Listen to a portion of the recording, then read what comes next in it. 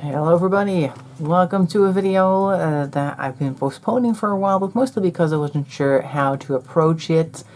Otherwise doing fine, but here is a stack of planners that I used to use every day and that I've kind of paused for now, and we'll get into why.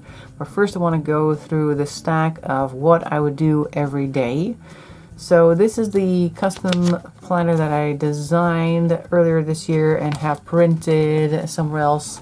This was the original layout, and after a while I found that this was too much to do every day, so I kind of simplified it after a while to just do these blocks basically for to-dos and stuff like that, and just with a bit of washi tape to give myself 4 sections, write down stuff that I wanted to do, and then would do only that and occasionally make a little note.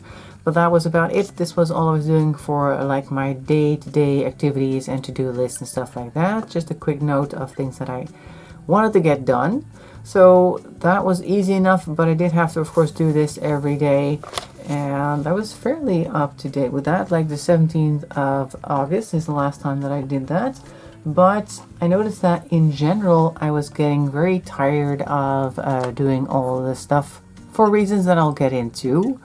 Okay, next thing in my daily list was this day per page. Basically, this was the one that I used to look ahead to the day that was coming. So on the 15th, I wrote this part for the 16th. So what I hoped to be doing for that day, I wrote in this one. And that was also kind of fun because this is a Hobonichi Techo Original Spring Edition. So it has a nice, lovely light paper that I enjoy, so I probably will write in again, but just not in the same day. Or at least I've got a bunch of days that I've now skipped, so almost half a month that I haven't actually written anything in my stack. Maybe I'll just do some back journaling eventually, I don't know. But in any case, so this was my daily one, and then I have 2 5-year ones. This one and this one by 500 pages, and this cousin that I turned into a 5-year journal. I've also stopped with that for a while. Macarumpa playing over there. 15th is when I stopped with this one. Yeah, so the day before I finished that one. Now, the good thing about my 5-year ones is that they are not labeled. This is just a cousin that I'm like redoing. So I could also do the 16th of August again next year, 2025, and I won't really have lost any space there. So it's just that there are a couple of days missing now of this year, 2024, in here until I go back to it. Not sure when that will be, but we'll see. And on this side, I'm pretty sure this is the same date because I would do these two on the same day. Let's take a look at my 500 pages. Yeah, August 15th as well. Also, no years written in this, so this is also fine to continue on a later date. So I'm perfectly okay with not having done anything in it for a while, but the reason why is something that I'm going to have to work on. Here again, we have my extremely long word of the day planner over here. This is the redone teacher planner by Happy Planner that I'm going to use for however many years, because there is so much space here that I can still fill. Here you go, teacher planner. It's not the greatest looking one, but it was cheap, so I was like, I'll take it and work it into something else. So this one I also updated for last on the 15th. And then we have this one. I don't think I've shown this one before. This is something that I made with Amazon KDP, so Kindle Direct Publishing. It is the Elderly Loved Ones Health Tracker. I'm pretty sure I've mentioned it a few times. What it is it's just the same page over and over again that you can fill out every day if you want it, or every time that you visited an elderly loved one that needs care, you can go ahead and fill out stuff. Now, I made this one based on my dad having dementia. He's currently in a care home, and I wanted to keep track of all of these things for him. So his mood, his speech fluency, his speech coherence, his appetite, his water intake, personal hygiene, movement speed, movement flexibility, movement balance, manual dexterity, ease carrying out tasks, memory/recall, awareness of surroundings, and reality perception. I wanted to keep track of that to see how he was doing. Medicine usage, I added, I don't really have any say in that, or I don't know what he's taking, but I figured it would be interesting for other people to have that, so they could write down how much paracetamol or something that somebody's taken on a day. Same with the upcoming appointments, what, where, when. Topics discussed and notes. Topics discussed, I think, is very important, particularly with people who have dementia or Alzheimer's, because they tend to be in their own little world.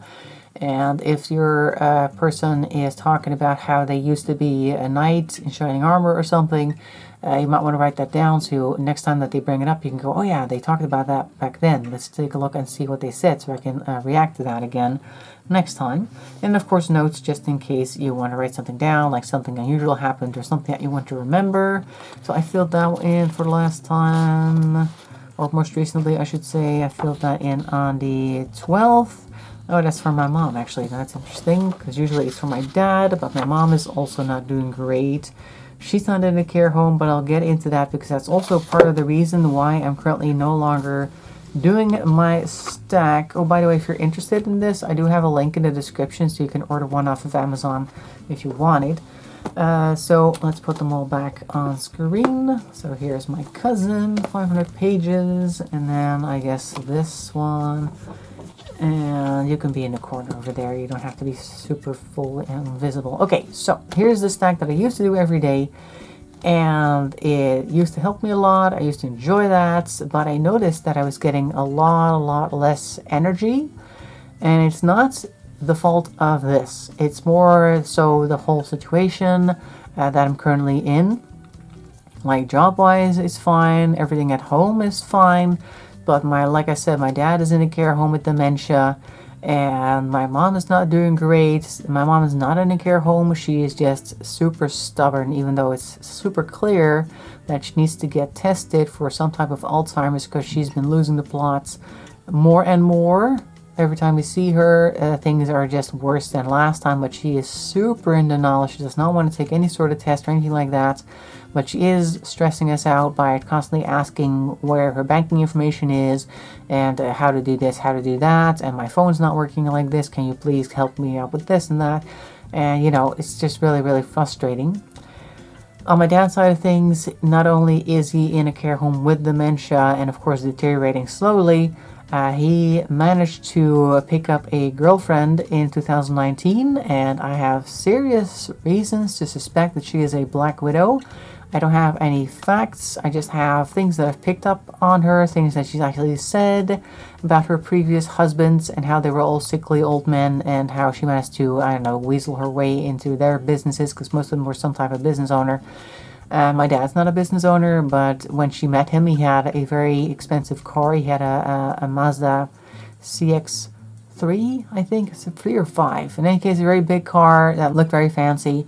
And so she managed to get him to sign something that she could go into his bank account within 6 months of meeting her. She met him on the later part of 2019 and managed to get engaged with him Easter of 2020. So that was a very quick turnaround, and like I said, she managed to get into his finances. She managed to get all of his administration sent off to some administration bureau or whatever. My brother and I do not have anything of his, so we can't really do anything. We can't decide anything for him. And another thing is, she does still visit him 3 times a week at the care home. She's a very bad influence. She's constantly stressing him out, but there's nothing that she's physically doing. So the people at the care home, even though they see that he's not great, they can't bar her entry. And if we were to fight her in courts, she's there with him 3 times a week. And I think as soon as we tried that, he would no longer be there for very much longer, because I do suspect that she would not hold back, if you know what I mean. So there's a lot going on there. And as basically the ending of that situation draws nearer, and as I'm preparing for the worst in that regard. Like both my brother and I have decided to pre-fill out this form that we would have to send to a local court, district courts, to basically say that we do not want to inherit anything of my father's because we suspect that she is racking up a bunch of debt that she then wants to shove at us, basically, because she just hates us because we don't like her, because she's just a terrible person, to be quite honest. So we both have that ready, and so whenever that moment arrives where my dad passes away, not only will we have to deal with the grief of that and the whole dealing with all of the fallout with that, I suppose. We're also going to have to distance ourselves immediately to try and protect ourselves because we suspect that she's up to no good. And on the other hand, we've got a bunch of trouble because my mother does have a husband, and her husband is very sick. He has some type of lung disease, and he's got some type of issues with nerve damage in his on his head, basically. That's also making him very tired and giving him constant headaches and stuff like that. He's just not doing well. His lungs are bad. He's just in general bad, but he keeps trying to tell us, like, hey, look what's happening with her, and she needs to do this, she needs to do that, and can you do something? And we're both like, we can't do anything. We can't force her to go take a test. She's just too stubborn. Also, she's an hour and a half down the road from us, so it's not like we can just quickly pop in, bring a physician or something to try and force her to take a test. It's just not going to happen. So both sides are very stressful right now, and so that's been costing me an enormous amount of energy on top of just making sure that everything else that I normally do in a week is taken care of, like going to work and doing all the stuff over here, taking care of the dog, taking care of the house, blah, blah, blah. So that was a lot, and it's still a lot, and therefore I just did not have any energy for all of this. So I'm just keeping this kind of in the fridge for now, and whenever I am back up to a normal energy level where I'm like, yeah, I really feel like writing and stuff like that, it'll still be there, and I can just go back to that. Meanwhile, though, I do want to have something to plan, or at least have something on me, so I can at least write down stuff that I want to do. And I already showed this one the other day in a previous video. This one says Turtle because currently I'm playing a new save on my Stardew Valley playthrough, and I want to buy a turtle as a pet. So it's like, turtle, write, or at least write it down so I can buy the turtle. The turtles, by the way, in the game cost 60,000 for the cheapest. But okay, that's an aside. So I have this very handy little planner thing that I can just immediately see what's on it. So I was experimenting with that the other day by putting this together with those 24-hour clock type things with the washi tape. This looks very neat, but it's just a little bit too much work having to put these in the exact right position. That's just stressing me out a little bit too much. So I've also been doing it like this, just kind of like doing it with a pen real quick, so I have some idea where the hours are, and then I can just do it like that. So I'm thinking about doing this more. And other days, I'm just doing very simple things like writing shopping lists, like here, dogs food, dog snacks, rusks, protein heavy foods. Or what did I have the other day? Oh, here we go. More shopping list things and things over here on the other side that I just want to look for when I'm out thrift shopping, because that is still one of the things that's giving me some energy. So I like to do that once a week, and then I have a list of things that I'm looking for, just planner stuff in general. I want to find a Kermit, like the one of those green puppets. Foldable grates, or actually I got foldable crates, that's for the stuff in the attic that I'm sorting through. Hole punches, always looking for hole punches, and a rusk container, because I've been eating more rusks, like those round crunchy things, and so far I've just kept them in the original packaging, but they're difficult to get out. And I used to have, at home anyway, we had this big metal cylinder container with this metal, almost like a hook that you would pull up in order to try and get to the next rusk underneath, and that would be so much easier. So if I can find another one of those, I'll probably grab it. But yeah, I've been keeping this thing around for just random note-taking, whatever I need on the day, and they're very small pages, so I don't have to put a lot of effort into actually putting anything down. So I think I'll just keep doing this for the time being. I cut this little bit of plastic. I got this box of overhead projector sheets. If you guys know what overhead projectors are, some of you probably have no idea, but they used to be these big well, they still are, big light boxes with a mirror on top. They used to use those in school and in the office. They would put like a transparent sheet with text on it, and that would be projected onto a screen on the wall. That's basically the overhead projector, as it's in the name.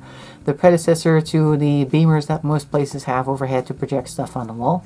But they used to use these sheets. I was thinking if I just use this as a page protector, but then also make my own little pen loop, just like I did over here. Let me just put all the paper out of the way. There we go.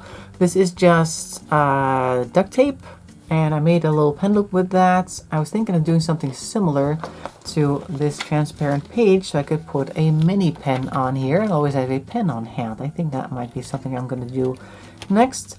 That would decrease my visibility here though, so it may not do it and just use it as a page protector, but we'll see. So that's maybe something that I'll do. I could also put the pen in here in this little pocket over here on the end. That's another option, the mini pen that I have. So that's an option that I could do.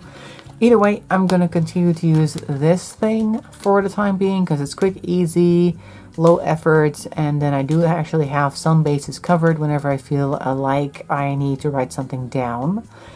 So that is what I'm going to be doing. Like I said, whenever I feel enough energy to work on the rest, I'm just gonna go back to these guys and maybe do a little bit of random journaling in here until I get to the date that it'll be at that time. Or I could just pick random days and write them whenever I feel like it. But in any case, the thing is, I am aware that I'm low energy. I know what the reasons are. And I'm just basically protecting myself from a burnout by cutting back on certain things like this. Like, they're fun to have, but I'm also not feeling too bad about just not writing in it right now because I know where my priorities lie. So this will be sometime in the future picked up again, or maybe in an entirely different shape. I don't know, but eventually I'll get back to journaling more. And in the meantime, I'm just taking care of myself. So that is basically the entire gist of the story. Meanwhile, I hope you're doing well, and I hope to see you in another video as well. Thanks for watching, and bye-bye for now.